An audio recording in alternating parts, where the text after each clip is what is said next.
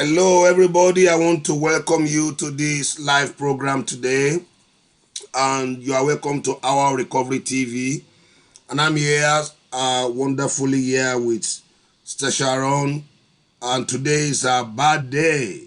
That is why you see everywhere is shaking,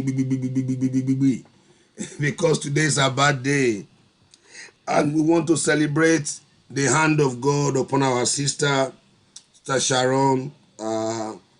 The Lord programmer for such a time as this, because I believe that every one of us that have been coming to this program, you have been seeing me with Sister Sharon here. She's my co-host on this program, and I believe that every one of us that is listening to us, we know that she has been a blessing on this platform. I believe she's living out her purpose to our generation. So I am so delighted, and we are blessed to have such a wonderful person with us today. And it happened to be a bad day. There's no coincidence in God. So I'm so delighted to introduce her, as we're going to be talking about how to know a functioning addict. And I believe quite right that as we come together on this platform, somebody's going to get deliverance in this meeting. Somebody's life is going to be changed. So please help me invite somebody, invite your friends, invite them to come along with us and listen to this broadcast. And I know your life will not remain the same again. So, with Jesus' joy, I want to welcome our Lord, our one and only Sharon. So, Sharon, you are Thank you, welcome. Pastor. Thank you, Pastor, and thank you to all of you who have been joining us on this program. For I think it's probably been like 6 months or more since we've been doing this program. So I want to thank everyone who has joined us here. Um, yeah, Pastor, as Pastor said, today is my birthday, and I am so grateful to God to be able to see another year.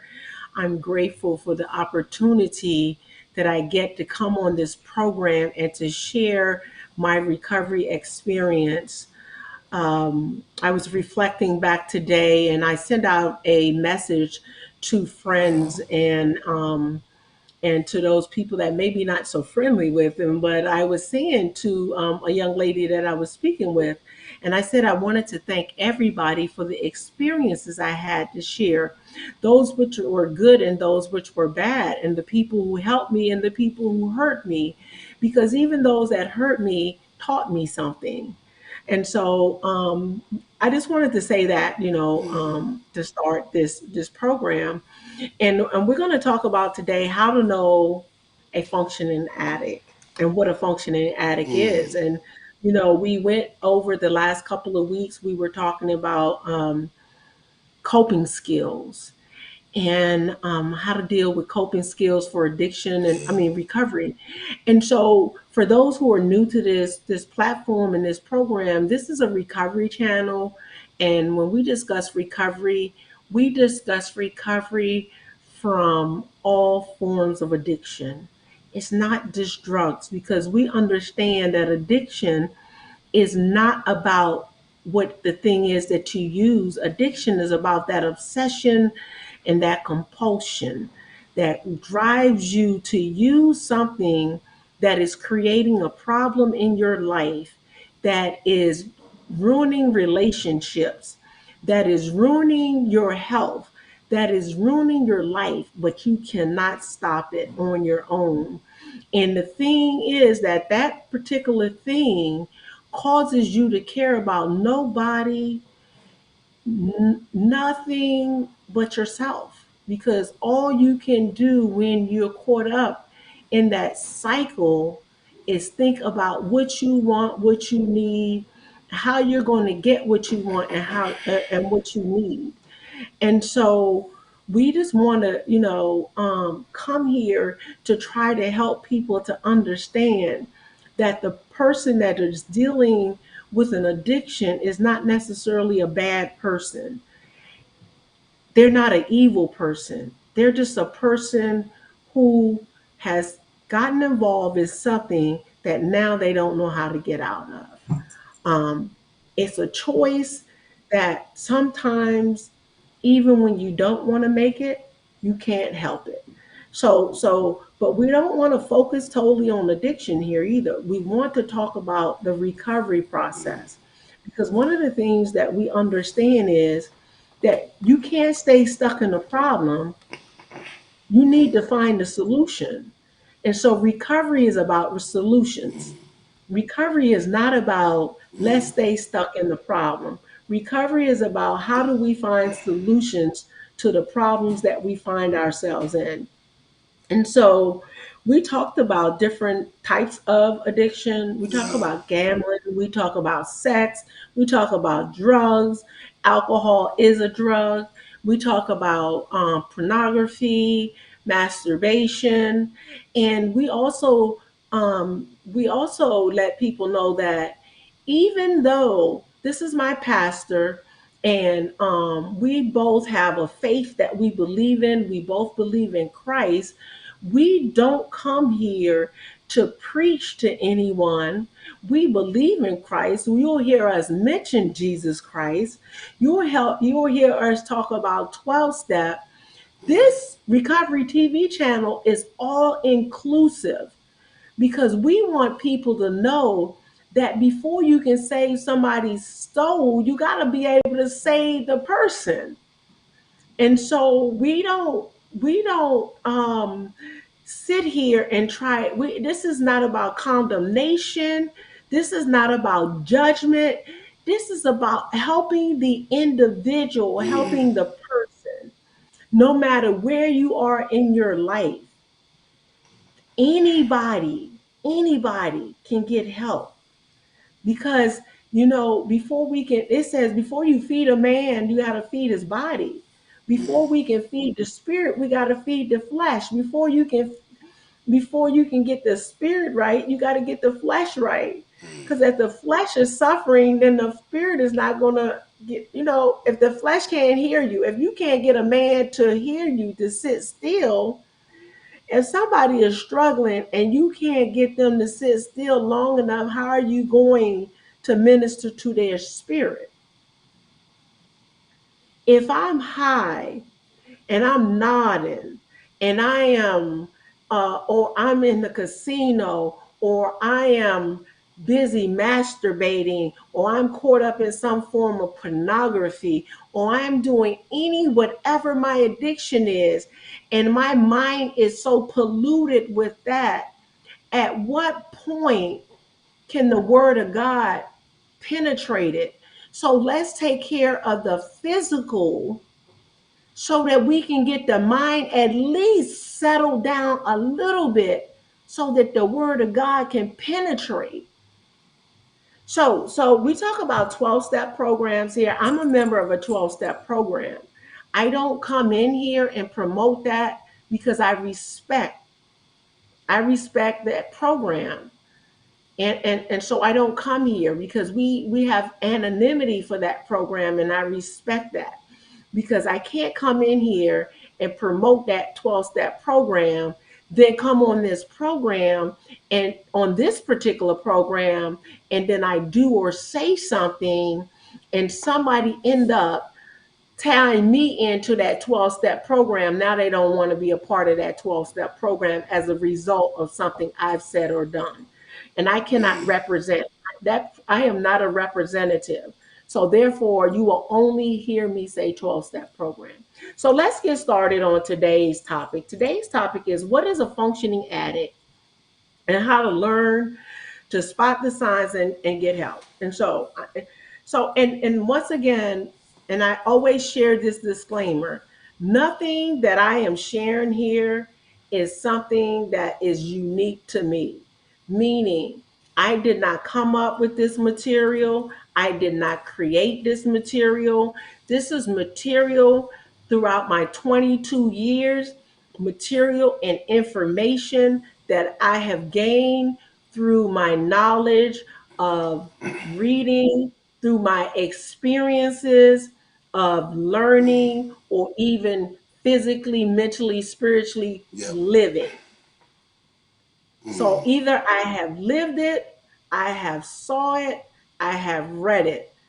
So the only uniqueness of it is the fact that I have lived it. But I do not take credit for creating it because somebody lived it before me and somebody verbalized it and was able to articulate it for me in order for me to be able to put into words what I lived. So that being said, when you think of a drug addict or an alcoholic, well, I don't like to say addict or alcoholic because that seems redundant because alcohol is a drug.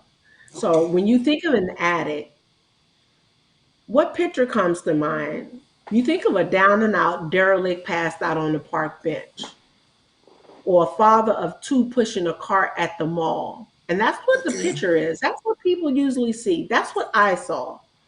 When somebody said the word addict to me, I saw the guy in the alley with his head nodding and he was scratching. I thought an addict was an intravenous drug user. That's all I could identify as an addict. So that's what the picture we saw, or the unkept woman, the woman, or the drunk. I thought that was a drunk, was an alcoholic. Until I came into the 12-step program, until I started doing the research, and I realized an addict, that's not what an addict is. I understand today that a well dressed executive making business deals on the phone is an addict. The truth is, anybody can struggle with addiction. It is a misconcept that all addicts display drastic signs of abuse. There's a good chance you know a functioning addict, a person that you could never imagine is struggling with substance use disorder or any other form of addiction. A functioning addict is a person who is struggling with substance abuse but can outwardly project normalcy. They can outwardly look normal. Functional addicts take great care to avoid looking like people who've lost control of their lives. They are good at hiding their problems. They are fearful that if found out, their reputation and career will suffer. Functional addicts continue to hold down a job. Many enjoy great professional success. Also, functioning addicts usually maintain active social lives. They can successfully hide their addiction from even their closest friends and family members. However, because functioning addicts appear normal to their friends, family, and colleagues, they are at great risk from the danger of substance use or other forms of addiction. Oftentimes, it is too late by the time the addict is discovered, and the functioning addict becomes the victim of an overdose, jails, or institutions, or some other drastic members, some other drastic consequence. You think about the person that is addicted to money, and they create this Ponzi scheme. Think about Bernie Madoff. Some people may know who that is. He had to be some form of a functioning addict. How do you have billions of dollars? And see, we don't see that. I want people to really sit and look at that. How do you have so much money that you can never spend all of it in a lifetime and still create schemes to get more money? Now, nobody knew that this man was This addicted is to something power. different. Nobody could look at him and see that he had some kind of addiction, whether it was to power, and we call it greed. So we disguise it because addiction will we will use other adjective to describe addiction. we will say greed, or what's another adjective? Help me here, Pastor. Another adjective that we will use instead of saying addiction, greed, or um, success. We always say, oh, or workaholic. No, it's addiction. That's an Yes. addiction. When you are trying so hard, when you can't, obsession is obsession. When you are so obsessed that you have enough, or and you cannot I think stop, sometimes the you want workaholic more. buries the, yeah. Yeah. So he had all this money, but then he was willing to go to any lengths. When an individual is willing to go to any lengths to get more of something, when you're willing to cross the line, he ended up in jail when it was too late. By the time anybody, his friends, his family, by the time they realized what he was doing, it was too late. But his addiction caused him to say, no, I want more. I got this money and I can do this. Power, control. People can be addicted to that. People can be addicted because it's a rush. Can you imagine being able to control and have so much power? And the feel, it's adrenaline. Do you know people are addicted to adrenaline? Because do you know what happens when our body, the adrenaline and the our neurotransmitters in our brain, and we get a rush of adrenaline in our brain? That's just the same high as somebody using drugs. People who drive fast cars and they'll drive fast and they jump out, that's an addiction. Okay, so I don't want to go too far, of course, because that's a different topic, and we can discuss that somewhere down the line. And researchers have looked at that, and but that would be a whole different topic there. And I don't want to touch that because I am not an authority on that. Um, but that's just another form of addiction. When we talk about jumping off cliffs and just to get the adrenaline rush, and then they have to come up with more difficult and more extreme forms of jumping out of plane and waiting for the parachute to almost hit the ground before they pull the cord and doing dangerous things. Those are different forms of addiction, but we could talk about that on after the broadcast here. But anyway, so a functioning addict could sustain their habit for extended periods of time, causing significant damage to their health, relationship, and financial status. We want to talk how common it is. A study, a functioning addiction. A common study conducted by the National Institute on Alcohol Abuse and on abuse in the United States found that nearly 20% of addicts are highly functioning and well educated with good incomes.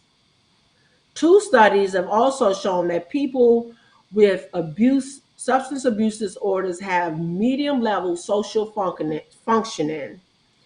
And a Swedish study found that nearly 14% of people with addiction issues are small scale entrepreneurs who lives seem perfectly under control on the surface.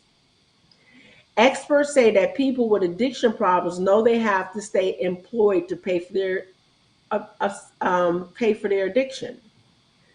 The signs of addiction may be visible in the workplace, but colleagues and supervisors tend to look the other way as long as the person is fulfilling their responsibilities. I think, remember last week when we talked about, or 2 weeks ago on our last broadcast, I talked about the employee who shows up. He might be late. He might miss days off, but he always gets the project done. He might be the best salesman you have, so they excuse the behavior.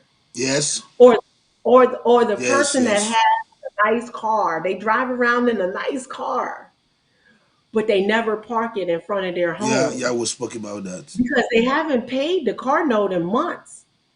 So Mm, when they go home, they park their car about 3 blocks over, or they park it in the alley somewhere because the people that own the car, they know if they park it in front of their house, somebody's going to take the car. They're going to come and mm, repossess it. These are signs of functioning addicts. Or they never invite you into the apartment when they come. They got a really nice big condo, or they live in a really nice mansion, but you go to the house, and if you ever get it inside the door, they're mm, sleeping on a mattress. They're sleeping on a mattress on the floor in one room because everything else on the inside has been sold or gone. And then you start noticing at work, well, mm, Jim had that suit on for 2 days. Well, Jim didn't look like he shaved because after a while, you start mm, noticing these things. And the danger of being a functioning addict is you don't get the help you need.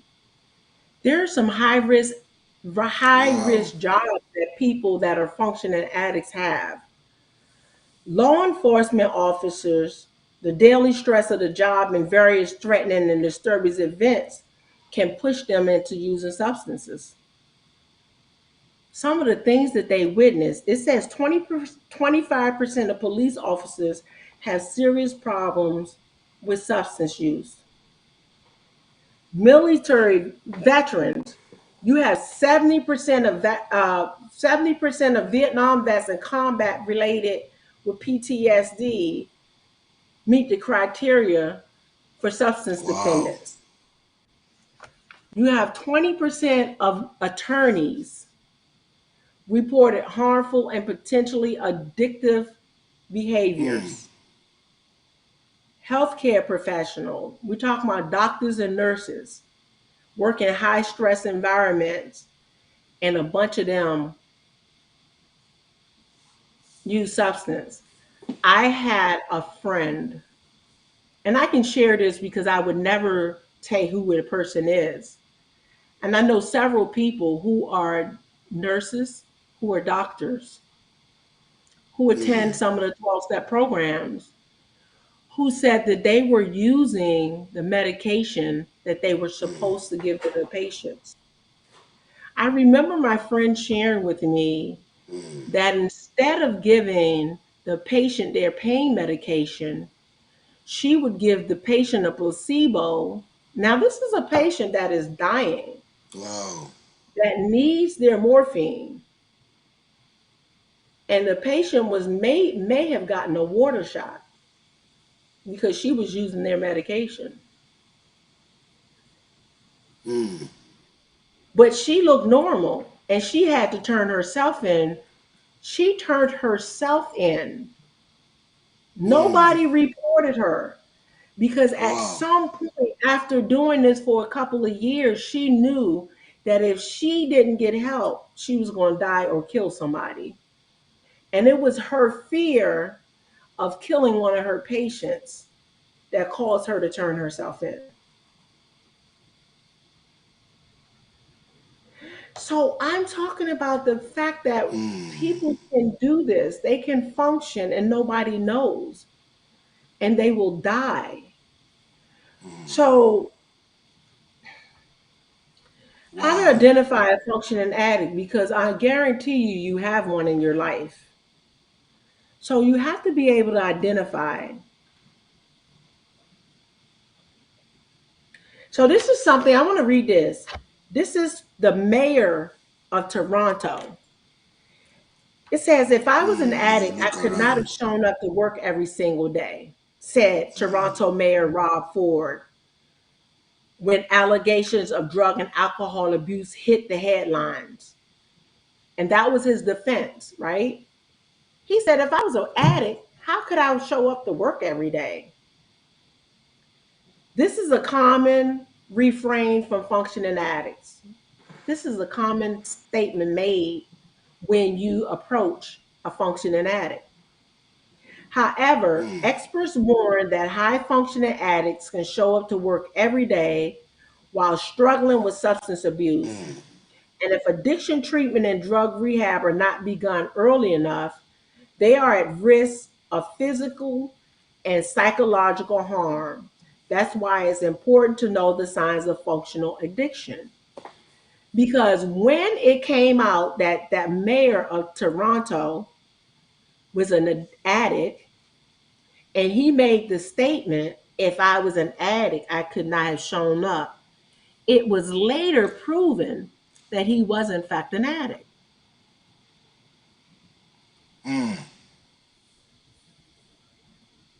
So the first thing that a functioning addict is going to do when you approach them is they're going to be in denial. Many functioning addicts are not convinced that they have a problem. They make statements like, I work so hard, I deserve to have some fun. I drink to unwind after a hard day's work. The denials can sound quite reasonable, but in truth, no job, however stressful, should require daily drug use. Now, remember in the beginning, I said addiction is more than just drug use. And the last couple of statements I've made, I I've focused had on that. People drug said use. that. But Wow. I want you to be able to Wow. substitute, because even though I'm talking about substance, because this is what the paper here I'm reading focuses on, I want you to be able to substitute drug use with, I work That's real great. hard, so I should be able to go to the casino and play the slots to relax. Or I work real hard, so I should be able to relax and watch me a little porn every day. Or I work real hard, I should be able to eat me a nice 30-piece box of chicken every day because they gotta eat. They're eating is their addiction. Oh, I work real hard. It's nothing wrong with me relaxing by masturbating every day because we're talking about what addiction is. And a functioning addict, meaning the person is addicted, because let's remember, addict means addicted. They're addicted to something. And a person can be a functioning addict and be addicted to something, and the addiction is what makes it detrimental to their health, not what they're addicted to. So we have to keep in mind it's not what they're addicted to that makes it unhealthy, it's the fact that they're addicted. Because some people will say, oh well, gambling is not bad, but let me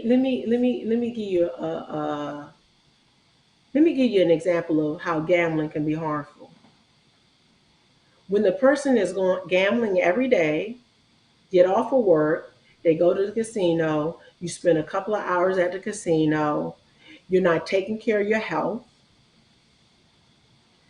you're spending money. So now the wife, the husband, or whoever the opposite sex is, the spouse or whoever, or even if they live alone and they're single, they're not aware, the family members, the bills aren't being paid. You don't know that. Say there's a spouse. The spouse doesn't know that the money that they thought that was paying the mortgage or the rent is not being paid. Because the person is, first of all, addiction causes people to lie a lot. Oh, I took care of that. Oh, don't worry, I'll take care of it. So you don't understand till one day when you go to turn the water on that the water bill, because you're thinking it's okay. Oh no, they're working every day. They're going to work every day. They come home. They go to the casino for a couple of hours, but they come home. They get up in the morning. They go to work.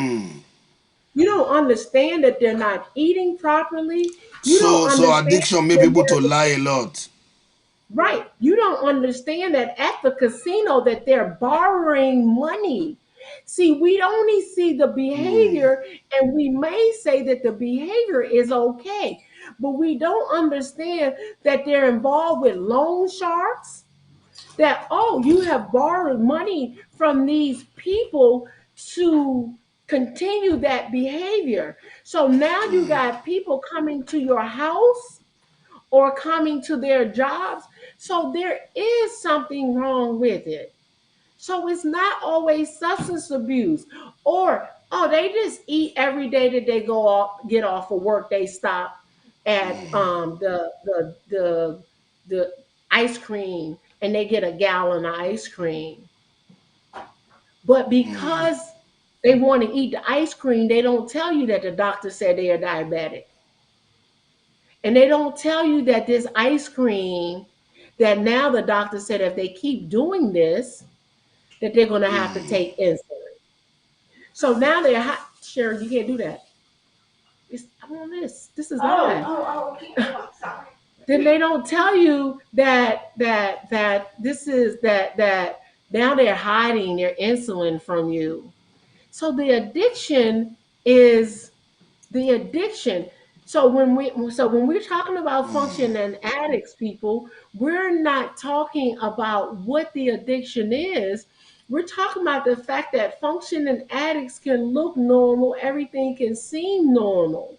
So let's not focus on the fact. That's why Wow. in the beginning, when we talk about addiction, it's not just about drugs.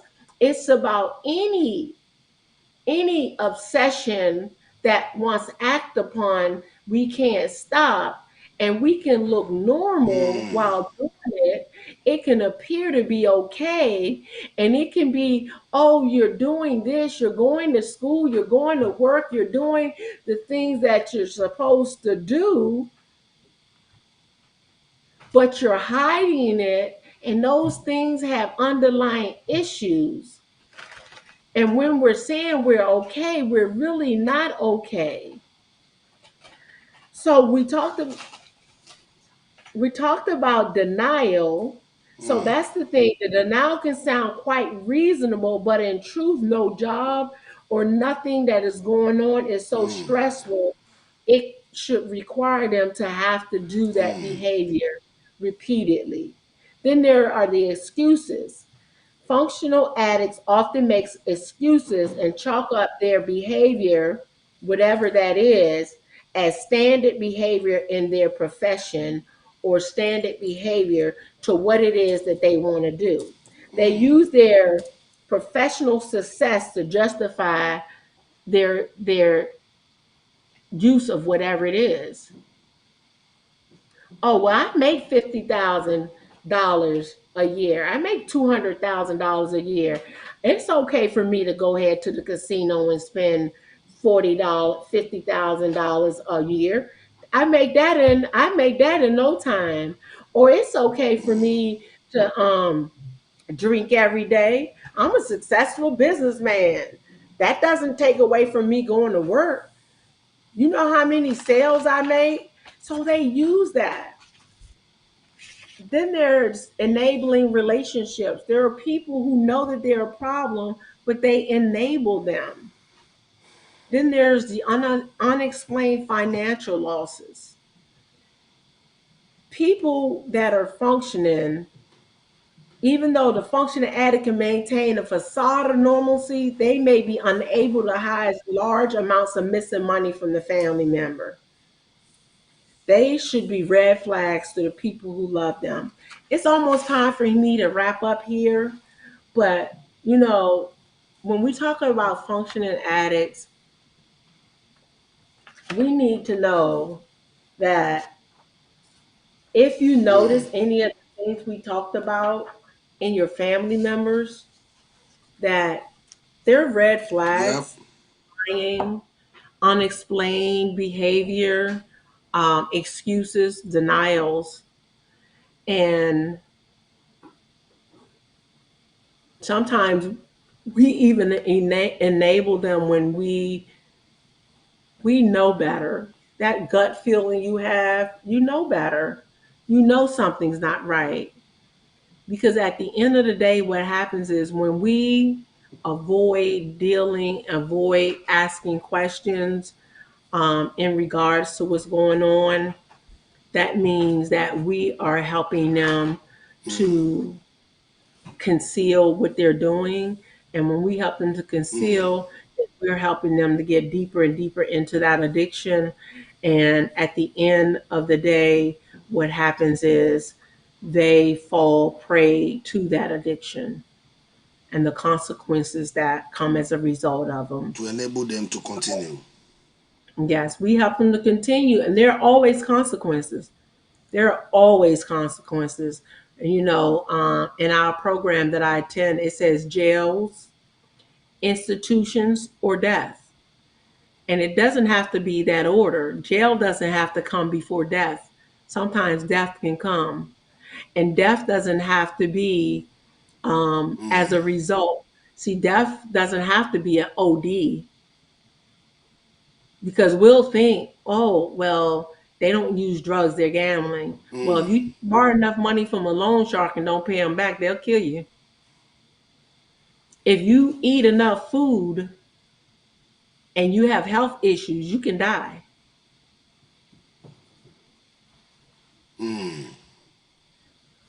If you have an unhealthy lifestyle and you do things you're not supposed to do, you can die as a result of it.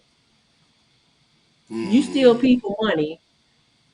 Bernie Madoff stole enough people money, and if they could have got their hand on them, they would have killed them.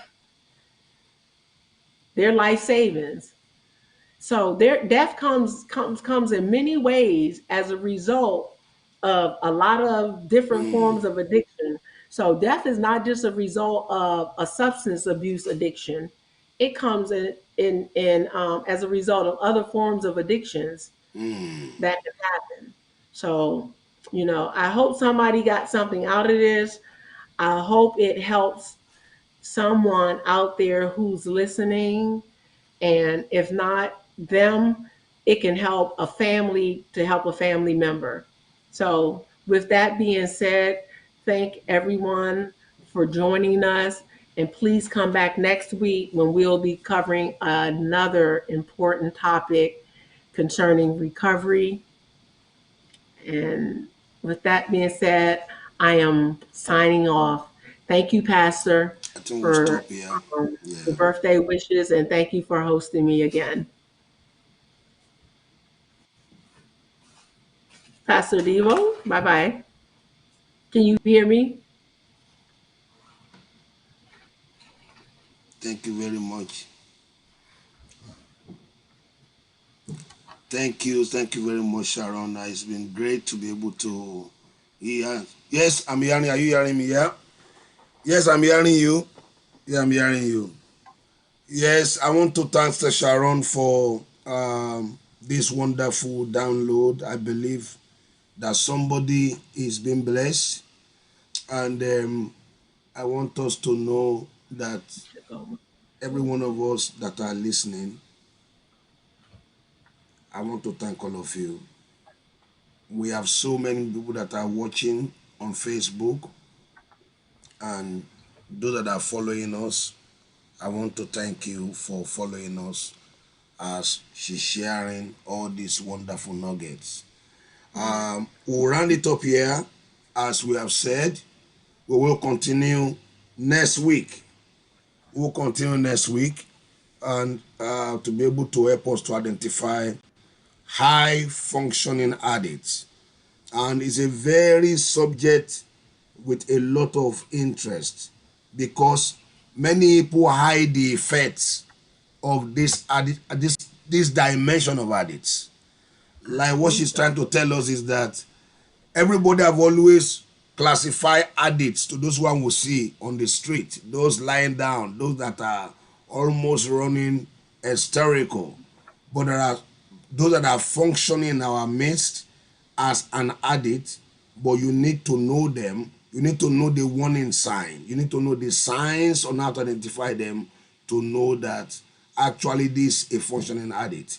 We'll continue next week, and I appreciate many people that are listening to us, like Jonathan Washington. Thank you for participating in this teaching today.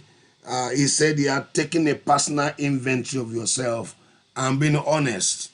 I will add that to it. Will help you to start digging out of that hole. It's a terrible hole to be. You can be a high functioning addict living a normal life in the eyes of people. is just a bag of deception. But I believe that we'll dig more into that next week, Wednesday. Uh, don't and I want to share this. We are on YouTube Live, Destiny Monday TV, and we are on every platform, on Facebook. And I believe that next week we will go deeper into warning signs and how you can get help for anybody you have identified as having this. So I want to thank everybody. Thank you for being with us. We'll see you next week. And I'm back here next tomorrow. I'm back here tomorrow by 8 p.m. on Adebo platform as we talk about your business and your career. And will be praying with us in this direction.